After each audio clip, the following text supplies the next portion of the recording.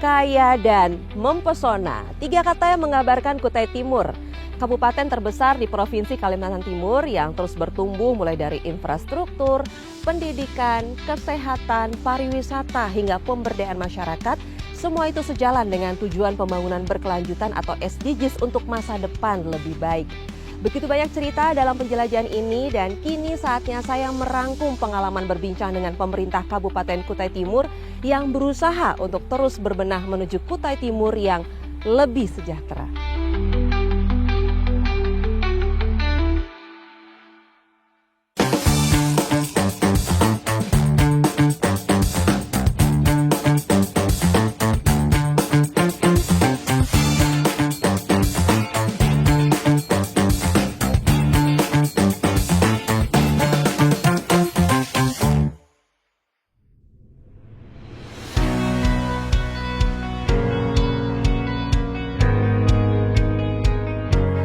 Sahabat jelajah, dalam mencapai tujuan pembangunan berkelanjutan untuk masa depan yang lebih baik, pendidikan berkualitas menjadi salah satu poin untuk mencapai tujuan tersebut.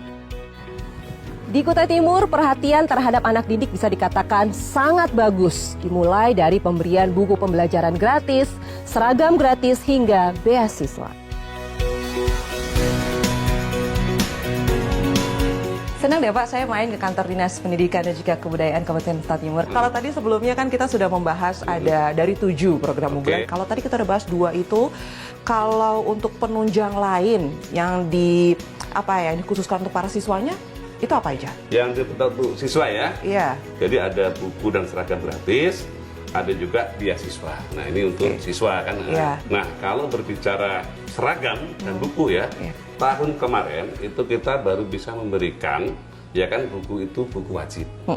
Tapi tahun ini kita berikan buku wajib, buku pendamping, dan buku mulok muatan lokal. Kita punya mulok bahasa Kutai. Oh, mulok bahasa Kutai. Nah, jadi kita 3 buku ini kita berikan secara gratis. Gratis, baik. Seragam, kalau tahun kemarin kita hanya bisa memberikan seragam wajibnya saja, tahun ini kita berikan 4 jenis seragam. Beasiswa, ya, tahun ini juga kita naikkan 3 kali lipat. Tahun 2023, untuk beasiswa SD SMP itu sebesar 5,5 miliar. Tahun ini kita naikkan menjadi 16,75 miliar.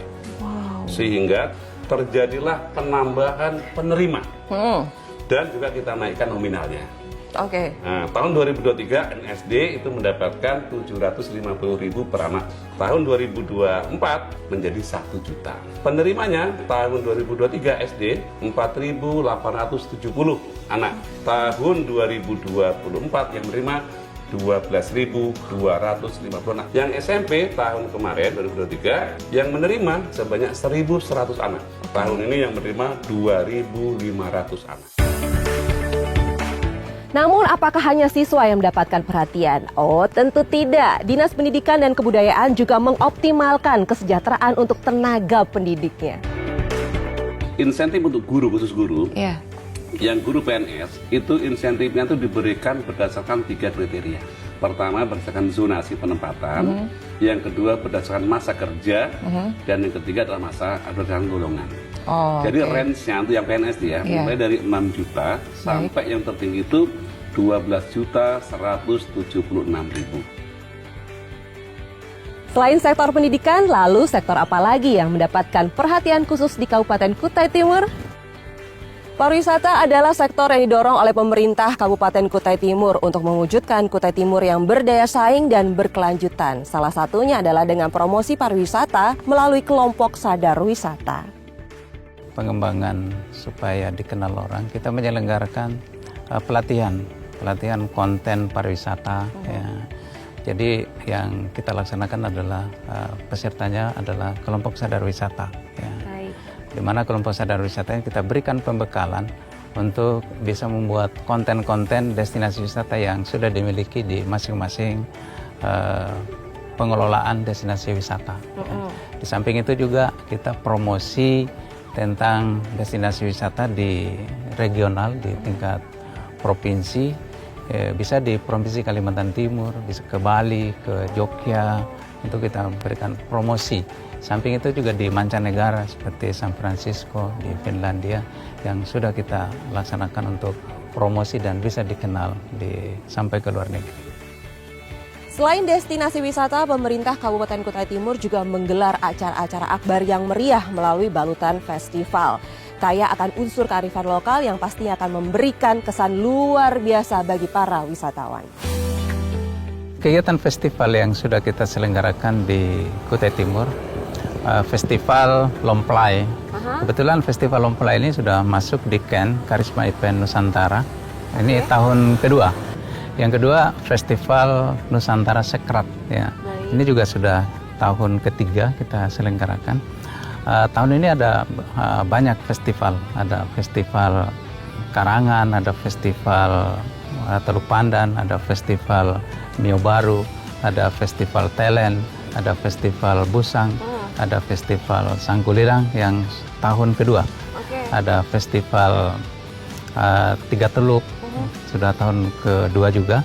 Ada festival Pulau Miang juga kita selenggarakan pada tahun ini dalam rangka kita promosi destinasi wisata.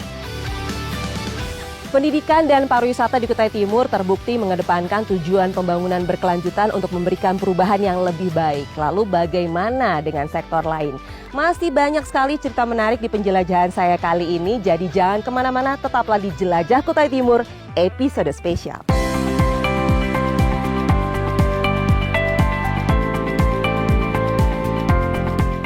Kebetulan pemerintah daerah juga terus meningkatkan kesejahteraan buat teman-teman ya, perawat, tenaga medis lainnya dengan meningkatkan insentif.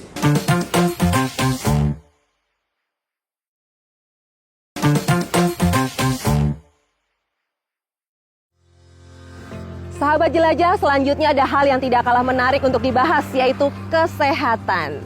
Ya, luasnya daerah Kutai Timur menjadi salah satu tantangan dalam upaya pemerataan pelayanan kesehatan yang ada. Namun tentu saja pemerintah kabupaten melalui Dinas Kesehatan mempunyai strategi untuk mengatasi masalah tersebut. Pemerintah terus berupaya memberikan kehidupan sehat dan juga sejahtera bagi masyarakat dengan meningkatkan infrastruktur kesehatan guna Sustainable Development Goals.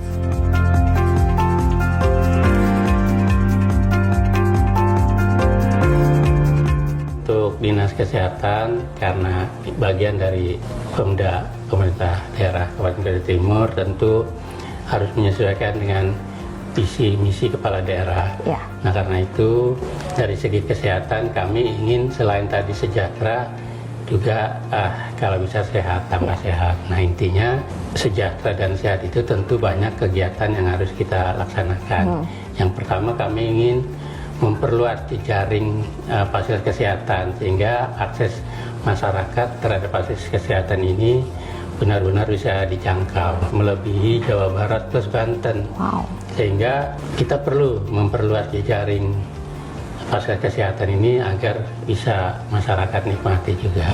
Yang kedua, tentu kita ingin bahwa standar pelayanan minimal yang telah dicanangkan melalui program pemerintah ada 12 itu, mulai dari kandungan, siklus hidup ya, dari kandungan hingga mau meninggal, itu ada standar pelayanan minimalnya. Standar pelayanan minimal ini wajib bagi kami, bagian dari Kementerian Kesehatan, untuk bisa dinikmati oleh masyarakat. Langkah pemerintah dalam menunjang fasilitas kesehatan perlu diacungi jempol nih sahabat jelajah. Namun hal tersebut juga harus beriringan dengan skill tenaga kesehatan yang mumpuni dan kesejahteraan yang terjamin pastinya. Pelatihan-pelatihan terus kita genjot. Kebetulan pemerintah daerah ini punya APBD yang besar, sehingga kita bisa melaksanakan kegiatan-kegiatan mulai dari perawatnya, tenaga gizinya, kemudian bidannya dan lain-lain. Semua kita ada latih, termasuk kader pun kita latih, sehingga mereka punya kompetensi bisa memberikan edukasi ke masyarakat. Kan nggak mungkin kader kan kayak masyarakat biasa. Kalau kita nggak latih, apa yang mau disuruh? Apa yang mau disosialisasikan? Nah, selain tadi kami melakukan pelatihan-pelatihan, kebetulan pemerintah daerah juga terus meningkatkan kesejahteraan buat teman-teman ya, perawat, tenaga medis lainnya dengan meningkatkan insentif. Ya. Jadi sekarang kita absen pun pakai IKIN ya. Jadi disitulah kinerja dinilai. Dari perbincangan mengenai kesehatan, mari kita pindah ke tempat tinggal. Ya, untuk mencapai tujuan pemukiman yang berkelanjutan, pemerintah Kabupaten Kutai Timur sangat concern terhadap masyarakat dengan tempat tinggal tidak layak huni untuk memiliki rumah layak huni. Kita kalau untuk luasan tanah tersebar di Kecamatan Sangatta Utara dan Selatan. Karena target kita tahun ini total 100 rumah di awal. Baik. Sesuai usulan kita. Namun yang terverifikasi hanya 80 unit. Oke, baiklah. Boleh jelaskan lagi nggak Pak, untuk kriteria penerima rumah layak huni ini siapa saja? Yang mutlak pasti masyarakat Kabupaten Kutai Timur yang berpenghasilan rendah, yang belum memiliki rumah secara layak. Kategorinya jelas itu dan berpenghasilan di bawah UMR. Target kita tahun ini 80 unit, kita sudah mencapai hari ini sekitar 68 unit. 68 Ya. unit. Alhamdulillah. 80, sehari 68 unit. Kira-kira berapa lama nih untuk semuanya bisa Target terpenuhi? kami sebelum di pertengahan Desember kita sudah selesai 80 unit. Iya, akan kita serah terimakan ke masyarakat langsung. Bagi sebagian orang, TPU atau tempat pemakaman umum pasti terkesan mistis dan juga horor. Setuju nggak sahabat jelajah? Setuju dong pastinya. Namun Dinas Perumahan dan juga Permukiman berkomitmen untuk membangun rumah masa depan yang layak dan juga modern. Sehingga nanti bisa menjadi tempat peristirahatan terakhir yang nyaman, asri dan juga menghargai mereka yang telah tiada. Sebelumnya ada kajian terkait beberapa opsi pemilihan untuk lokasi TPU ini. Dan alhamdulillah ternyata yang terpilih dan dinyatakan layak adalah di Sangatta Selatan. Sangatta Selatan ini. Dan karena kebetulan juga aksesibilitas untuk pencapaian ke TPU ini, walaupun berada di Kecamatan Sangatta Selatan, juga memudahkan untuk masyarakat dari Kecamatan Sangatta Utara mencapai ke sana. Untuk TPU yang kami kerjakan ini, yang bertema modern. Pentingnya ruang terbuka hijau juga mendapatkan perhatian loh dari pemerintah Kabupaten Kutai Timur. Karena memang manfaatnya yang luar biasa. Mulai dari fungsinya sebagai paru-paru kota, lalu juga estetis, kegiatan ekonomi, sosial budaya, dan masih banyak lainnya. Nah, kebetulan di Sangatta ini belum ada ruang terbuka hijau. Nah, belum ada? Ya, belum ada, baru tahun ini kita bangun. Di mana? Boleh saya tahu di Di daerah mana? kawasan Polder, Mbak. Polder Di Ilham Maulana iya. itu. Seperti perumahan kan harus ada kawasan hijaunya. Nah, untuk kawasan pemukiman juga harus punya ruang terbuka hijau. Oke, di sini ada berapa ruang terbuka hijau? Baru ini. Baru ini. Iya. Apakah ini memang sudah selesai pembangunan atau masih dalam pembangunan? Baru dalam on progress, Mbak. On Target progress. kami di akhir tahun mudah-mudahan bisa terselesaikan. Jadi dia membangun ya sifatnya untuk taman bermain anak-anak, gitu. jadi Ada kalau- tanaman, ada ruang bermain anak-anak juga. Oh, jadi playground buat Iya, anak-anak. iya, benar. Jadi mereka bisa bermain di ruang terbuka hijau itu. Iya, Orang tua juga bisa iya. nunggu di situ. Boleh tahu Pak, luasnya berapa sih untuk ruang terbuka hijau ini? 2 hektaran aja, Mbak. 2 hektaran. Oke, tadi Bapak sudah jelaskan bahwa memang di setiap daerah itu harus punya ruang terbuka hijau, termasuk di Kutai Timur ini. Ada ruang terbuka hijau, ini lokasinya ada di Polder Ilham Maulana, luasnya kurang lebih sekitar 2 hektar. Iya. Dan saat ini sudah dalam progres proses pembangunan yang insya Allah nantinya di akhir tahun semua bisa fasilitas dinikmati oleh masyarakat. Semakin saya menjelajahi Kutai Timur, saya semakin yakin bahwa pemerintah Kabupaten Kutai Timur terus memberikan ruang ke berbagai sektornya untuk terus berkembang dan juga berkelanjutan. Dan saya masih memiliki cerita menarik lainnya di Kutai Timur. Jadi jangan kemana-mana, tetaplah di Jelajah Kutai Timur, episode spesial. Ini harus kita tingkatkan dan kita koordinasi dengan baik. Yang ketiga, harapan saya adalah Kades dan juga perangkat desa ya, agar bisa memberikan dukungan baik di sisi penganggaran. Kami sedang melakukan peningkatan kapasitas melalui Bintek untuk bisa membuat perencanaan bagaimana yang bagus bagi daerah.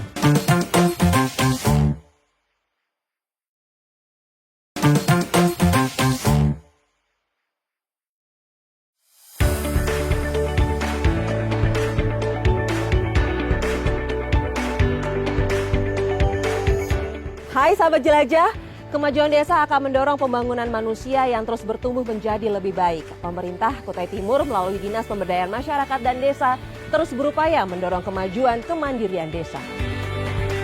Perkembangan desa itu bukan sekedar berpotensi atau berdasarkan kepada pendapatan dari dana transfer pemerintah daerah.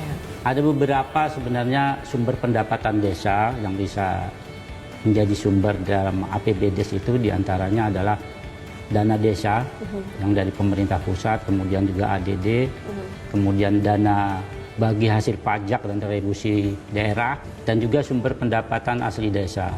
Nah, kita di dalam mengelola sumber yang ada di desa itu, pertama adalah kita harus bisa melakukan identifikasi terhadap sumber-sumber dominan yang ada di setiap desa. Sektor perkebunan itu memberikan peluang yang usaha sebenarnya, peluang usaha yang besar kepada baik pemerintah desa dan masyarakat dalam ikut berkontribusi terhadap usaha itu. Ada di sini plasma, ya, plasma bagi masyarakat yang juga mendongkrak ekonomi masyarakat. Kemudian juga usaha-usaha dari sektor-sektor pertambangan, ya, kita bisa menggali itu sendiri. Sumber-sumber pendanaan dari pengelolaan daripada keuangan itu, selain daripada yang disampaikan tersebut, pemerintah daerah sebenarnya telah membuat peraturan Bupati nomor 56 tahun 2024. Itu tentang dana RT. Jadi setiap RT di Kutai Timur ini pada tahun ini itu mendapat bantuan melalui dana bantuan khusus itu 50 juta per RT. 50 juta per RT ini kami bagi atas dua hal, yaitu pertama adalah pemberdayaan masyarakat melalui pelatihan-pelatihan masyarakat, ekonomi, dan juga pembangunan infrastruktur yang skala kecil pada tingkat RT. Kondisi geografis yang sangat luas tidak menjadi penghalang dalam mengoptimalkan pemberdayaan masyarakat dan desa. Lalu bagaimana Dinas Pemberdayaan Masyarakat dan Desa melaksanakannya? Ini saya kira untuk lebih dalam harus ada kajian. Benar, setuju. Ya, kajian agar di dalam menggali potensi itu bukan berskala kecil, tapi yang memberikan imbas dan prospek yang lebih besar kepada desa. Oleh sebab itu semua pihak stakeholder harus dilibatkan dalam hal ini. Sehingga nantinya selain peningkatan SDM, keterlibatan pihak-pihak yang berkompeten, ya, kemudian pihak perusahaan, pihak pemerintah daerah harus berkolaborasi bersama di setiap desa. Ini yang harus kita fasilitasi nantinya, sehingga akan bisa menciptakan perencanaan yang bagus, dana yang mencukupi, mudah-mudahan ini bisa running secara bagus. Saya kira itu pemerintah daerah rencananya tahun depan akan meluncurkan program, itu setiap desa memberikan bantuan keuangan yang dikelola oleh OPD itu antara 2 sampai 5 miliar. Ini nanti masuk di dalam program masing-masing OPD. Yang kegiatan lokusnya itu ada di semua desa. Sahabat jelajah, menjelang tahun 2025 pasti banyak dari kita yang sudah mulai merencanakan resolusi. Namun untuk Dinas Pemberdayaan Masyarakat dan Desa, harapan dan rencana untuk tahun mendatang sudah jelas terlihat.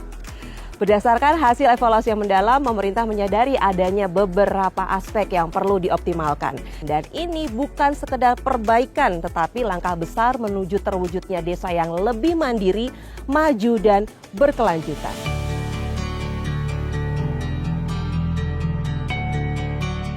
Kami menyadari bahwa peran lembaga itu sangat penting untuk mensukseskan program ini. Oleh sebab itu ke depan kami akan memaksimalkan peran dari lembaga desa seperti PKK, ya, kemudian juga Posyandu, dan juga peran daripada petugas-petugas penyuluh lapangan. Nah, ini mereka harus terlibat dalam peningkatan lembaga ini, peran mereka harus dimaksimalkan. Saya mohon dukungan ini kepada semua pihak, terutama lembaga desa, untuk bisa bersama-sama kita mengerjakan ini semua lah, ya, agar mendapat hasil yang lebih maksimal. Harapan yang kedua, saya kira kualitas daripada masyarakat ini perlu juga dilakukan, ya, dengan peningkatan kualitas, memperbanyak sosialisasi. Ini harus keterlibatan bagi petugas penyuluh lapangan, petugas KB, petugas kesehatan dan sebagainya, baik tergabung dalam posyandu dan sebagainya. Ini harus kita tingkatkan dan kita koordinasi dengan baik. Yang ketiga, harapan saya adalah Kades dan juga perangkat desa, ya, agar bisa memberikan dukungan baik sisi penganggaran. Kami sedang melakukan peningkatan kapasitas melalui BINTEK untuk bisa membuat perencanaan bagaimana yang bagus bagi daerah. Sahabat Jelajah, terima kasih ya sudah menemani saya di Jelajah Kutai Timur. Harapannya Kutai Timur bisa menjadi garda depan daerah yang sejalan dengan tujuan pembangunan berkelanjutan. Sekarang saatnya saya Permatasari Hara pamit dan sampai jumpa. Dah. Saya berharap Kutai Timur lebih modern dan inklusif.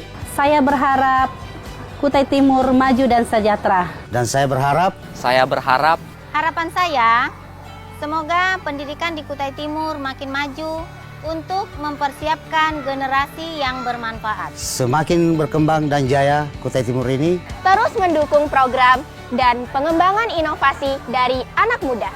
Adanya dukungan fasilitas seperti tempat penjualan yang memadai akan sangat membantu. Saya sebagai guru, Saya petani Kutai Timur.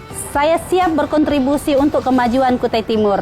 Saya siap ikut serta dalam memajukan Kabupaten Kutai Timur. siap memberikan pengajaran yang terbaik agar anak-anak jadi lebih mandiri. Siap memberi manfaat untuk masyarakat Kutai Timur khususnya. Siap jadi generasi yang membawa dampak positif. Dengan belajar giat untuk masa depan yang lebih baik. Dengan semakin banyaknya pengunjung, kami ingin usaha kecil ini turut mendukung pariwisata Kutai Timur. Agar usaha kami juga bermanfaat bagi lingkungan sekitar. Anak kecil makan bubur, makannya sambil main catur. Untuk kabupatenku, Kabupaten Kutai Timur, semoga masyarakatnya semakin makmur. Saya cinta Kutai Timur.